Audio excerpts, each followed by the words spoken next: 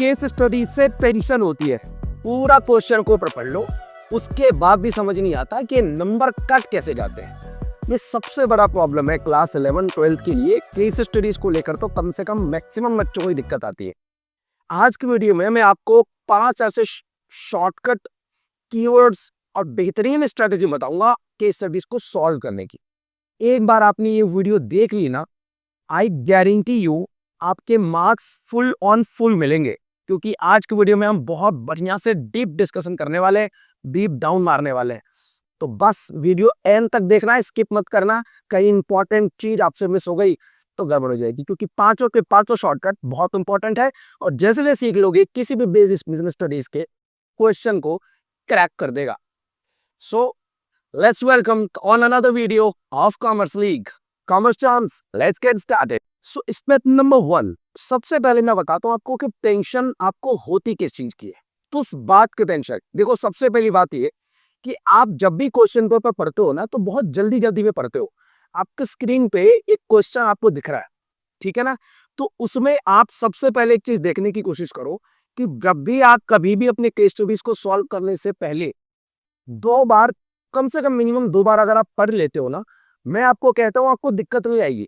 तो मेरी सजेशन ये है कि कम से कम 2 बार आराम से पढ़ो क्वेश्चन को, उसके साथ ही पेंसिल पैरेलली लेके चलो और जो कीवर्ड है उनको अंडरलाइन कर दो, मतलब उन्हें ढूंढ लो। एग्जाम्पल के तौर पे समझो, जैसे मान लो राहुल है और वो अपना एक बिजनेस कर रहा है और बिजनेस में उसको लीडरशिप के रिगार्डिंग इश्यू हो रहा है, वो सही से लीड नहीं कर पा रहा है अपनी टीम को।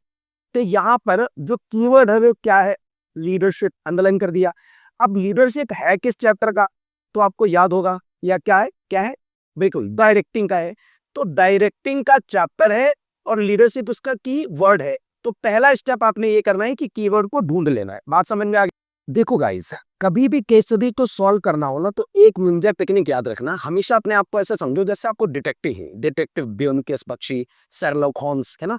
अगर आप ये अपने आप को जासूस समझ के केस स्टडीज को पढ़ोगे ना, तो आपको ऑटोमेटिकली कीवर्ड भी मिलने लगेंगे और कीवर्ड से रिलेटेड चैप्टर, क्योंकि केस स्टडीज किसी ना किसी चैप्टर से ही आएगा, मानते हो ना? बिल्कुल मानते हो। तो वो चैप्टर केस स्टडी से लिंक्ड है, ये भी मानते हो। तो हमको क्या करना है? हमको ये करना है कि जब हम कीवर्ड ढूंढ ले, बस उसको हम मैच कर दे उस चैप्टर के साथ जो सिलेबस के अंदर ऑलरेडी है। तो वैसे आपके सामने देखो, लेफ्ट स्क्रीन पे, लेफ्ट 2 राइट बना रखी है मैंने, 2 साइड। लेफ्ट में आपके सामने केस स्टडी है, राइट साइड में देखो आपको सिलेबस है, जो सिलेबस आपका पूरा का पूरा है, फर्स्ट बुक का, सेकंड बुक का। तो पहले फर्स्ट बुक है। अधिकतर जो केस स्टडीज आती है ना, वो प्लानिंग, 90% हैक बता रहा हूं मैं आपको, प्लानिंग, ऑर्गेनाइजिंग, डायरेक्टिंग और कंट्रोलिंग, इन 4 चैप्टर से सबसे ज्यादा केस स्टडीज देखने को मिलती है, अगर मैं फर्स्ट बुक की बात कर रहा हूं। और अगर आपने ये चारों के चारों चैप्टर से रिलेटेड क्वेश्चंस कर दिए ना, जो मैं आपको इस वीडियो के एंड में एक 2 3 4 क्वेश्चंस आपको मैं डेमो के ऊपर दूंगा, आप उसको तैयारी करना। इस वीडियो के देखने के बाद देख लेना, आपके अंदर खुद आप भी बोलोगे कि बेहतरीन चेंज आ गया, एक ही वीडियो ने बहुत हद तक काम बना दिया। इसलिए मैं आज आपको केस दे रहा हूं, ताकि 2 दिन और है एग्जाम में, इसके बीच में आराम से आप प्रैक्टिस कर पाओ, ठीक है। और इसके बाद मैं सेकंड बुक की भी वन शॉट लाने वाला हूं। सो कमेंट में जरूर लिख दो 95 प्लस, और बाकी का काम फिर मेरा है, ठीक है ना। तो आपने क्या करना है? मैच करना है चैप्टर को केस स्टडी के कीवर्ड के साथ, इतना करिए आप। देखो, और सबसे इंपॉर्टेंट बताऊं क्या है, केस स्टडी किसी ना किसी तो चैप्टर से लिंक्ड होता है भाई। प्लानिंग है या ऑर्गेनाइजिंग है, बैक्टिंग है या कंट्रोलिंग है, मैक्सिमम 90% जो है वो 4 चैप्टर से ही आता है। अब एग्जांपल सुनो, जैसे मान लो प्लानिंग या गोल की बात हो रही हो, पर्पस की बात हो रही है, तो प्लानिंग चैप्टर से आएगा। अगर एम्प्लॉय को हायर करने की बात हो रही है ना, हायर करना है, इंटरनली एक्सटर्नली रिक्रूट करना है, तो वो फिर किस चैप्टर से आ रहा है? वो किस चैप्टर से आ रहा है? वो आ रहा है आपका रिक्रूटमेंट है, मतलब स्टाफिंग से आ रहा है, करेक्ट है। अब मान लो कोई ऐसी चीज है जहां पर लीडरशिप है, मोटिवेशन जैसे कीवर्ड आ रहे हैं, कम्युनिकेशन जैसा आ रहा है, तो फिर वो डायरेक्टिंग का है। तो वे बहुत इंपॉर्टेंट चीजें हैं जिनको ध्यान रखनी चाहिए केस स्टडीज को अप्रोच करने से पहले।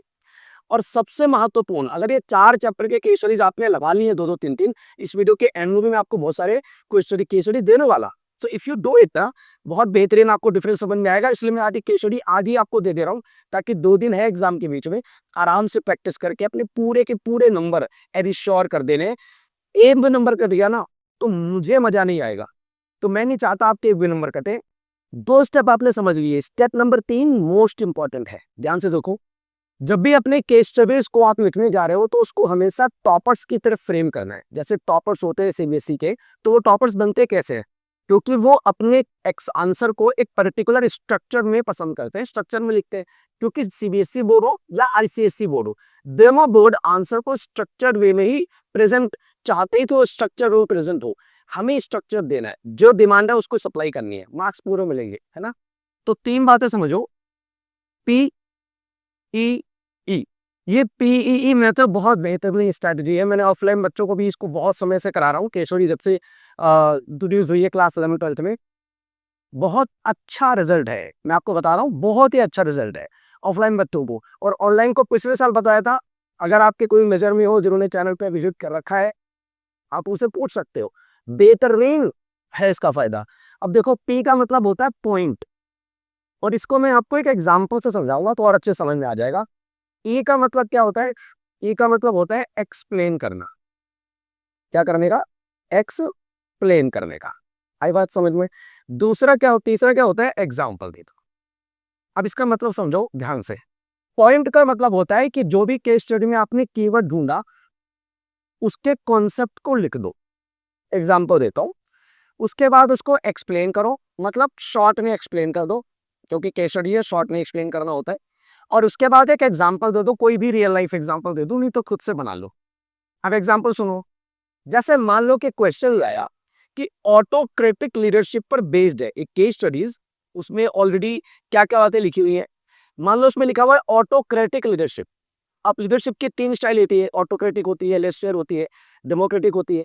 अब ऑटोक्रेटिक आया ना, तो आपने क्या लिखना है? पहले पॉइंट में कॉन्सेप्ट लिख देना है, ऑटोक्रेटिक लीडरशिप। क्लियर? उसके बाद उसको शॉर्ट में एक्सप्लेन कर दो। कैसे करोगे? Autocratic leadership refers to that sort of style of leadership where top management does not ask his employee, और या तो कंसल्ट भी नहीं करता, वो खुद से ही डिसीजन ले लेता है। वो ऑटोक्रेटिक का है, आपने शॉप पे समझा दिया। इसके बाद एग्जांपल देखो। एग्जांपल क्या? कि भाई एक सीईओ है, और वो सीईओ बिना किसी से राय लिए, डिस्कस किए, कंसल्ट किए, खुद से पॉलिसी बना रहा है, और पॉलिसी बना के उसको बोल रहा है कि भाई इसका पालन होना चाहिए।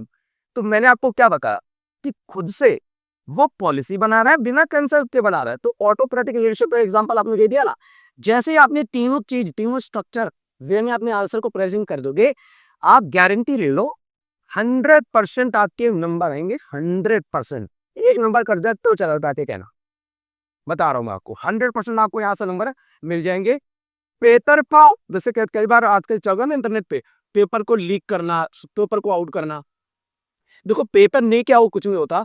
अगर आप कायदे से, तरीके से चीजों को समझ लो ना, एग्जाम के एंड टाइम पे भी, तो लास्ट आवर, लास्ट मिनट और लास्ट डेज भी बहुत होते हैं आपको क्लियर कराने के लिए।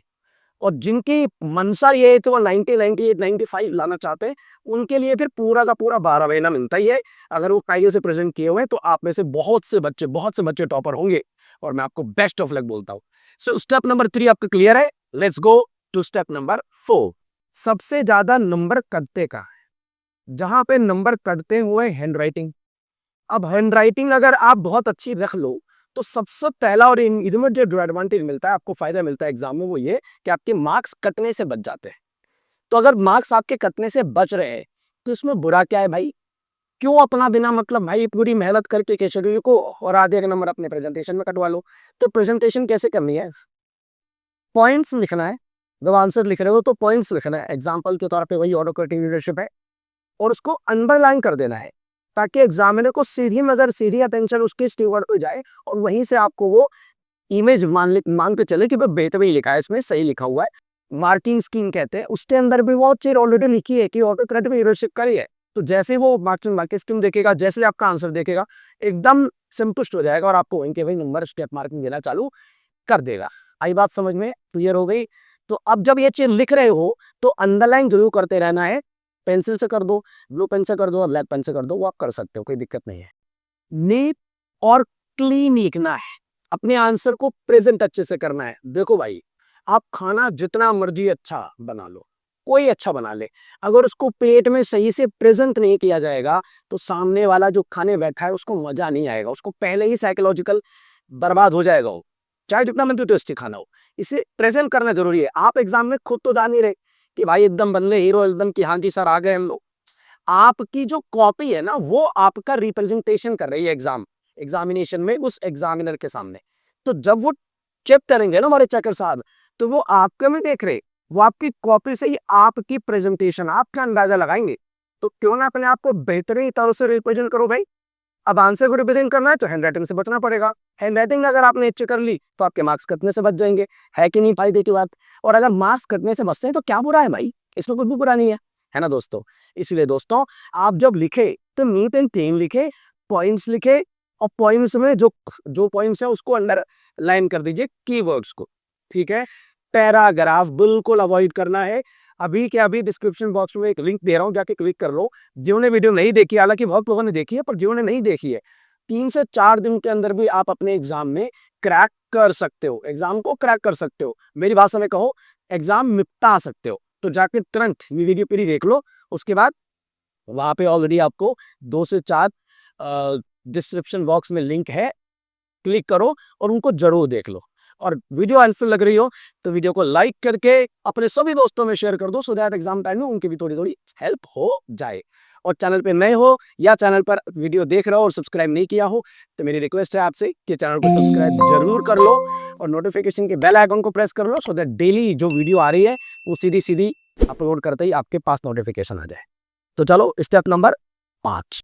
सीबीएसई बोर्ड में या आईसीएसई बोर्ड में सबसे ज्यादा जो एग्जाम में केस स्टडीज पूछी जाती हैं वो प्रीवियस ईयर, जो मैंने पहले बता दिया कि 4 चैप्टर से कनेक्टेड है। तो सबसे पहले केस स्टडी की, ये समझने मेरा प्रो टिप है आपको, प्रो टिप या ब्रो टिप्स। बुक हो केस स्टडीज आपने पीवाई की, उसके कम से कम आपने अगर प्रैक्टिस कर लिया ना तो आप ज्यादा से ज्यादा 5 से 10 अगर केस स्टडीज आपने लगा दिए इन चारों चैप्टर को मिलाकर, planning, organizing, directing and controlling, ये चारों चैप्टर को अगर आपने मिला के कर दिया, ये समझ लीजिए कि आपका जो 10% और डाउट है ना कि भाई हम लाभ कर भी पाएंगे कि नहीं कर पाएंगे, ये यही समाप्त हो जाएगा आज के डेट में। आई बात समझ में। इसलिए आपने कोशिश ये करनी है कि कम से कम अपने प्रीवियस ईयर क्वेश्चन पेपर पे जाओ, केस स्टडी की चीट शीट बना लो। Cheat sheet in the sense कि मैंने पहले ही तैयारी कर रखी है, जो आएगा हम देख लेंगे। आई बात समझ में। और इस एटीट्यूड के साथ जाना है और निपटा देना। सो गाइस, अगर आपने अब तक वीडियो देख ली है तो अब आपके पास एक बेहतरीन स्ट्रेटजी है, केस स्टडी नाम तो भूत को जो बहुत समय से तंग कर रहा था आपको, उसके चपेट पड़ के उसको बाहर फेंकने का। और पूरी तरह से अपने एग्जाम में फुल कॉन्फिडेंस के साथ जाओ, नंबर लो, इंश्योर करो, कॉन्फिडेंस लो। और जहां भी हो, जहां से भी हो, अभी कमेंट में लिख दो कि कहां से ये वीडियो भी देख रहे हो, ताकि पता चले मुझे भी कि वीडियो कहां कहां पे बच्चे देख रहे हैं। सो अब वीडियो अगर हेल्पफुल लग रही है तो लाइक जरूर कर देना, शेयर कर देना अपने दोस्तों के बीच में, और कमेंट तो मैं जैसे कहा वो कर ही देना। चैनल पे नए हो या पुराने हो, वीडियो देख रहे हो, सब्सक्राइब नहीं किया है तो मेरी विनती है आपसे सब्सक्राइब जरूर कर लो बच्चा लोग। कमेंट करके और नोटिफिकेशन के बेल आइकन को हिट कर दो, सो दैट जैसे ही हम वीडियो अपलोड करें सीधे आपके पास पहुंचे। और आपके जूनियर्स तक भी पहुंचा दीजिए मैसेज, जो 11th में है, कि भाई 12th में आते ही सीधा सीधा कॉमर्स लीग पर आ जाइए, और पहले दिन से अंत तक जिम्मेदारी मेरी। पूछो कैसे, पूछो कैसे। एग्जाम की तैयारी, कॉन्सेप्ट की तैयारी, कॉमर्स लीग की जिम्मेदारी। जय श्री राम।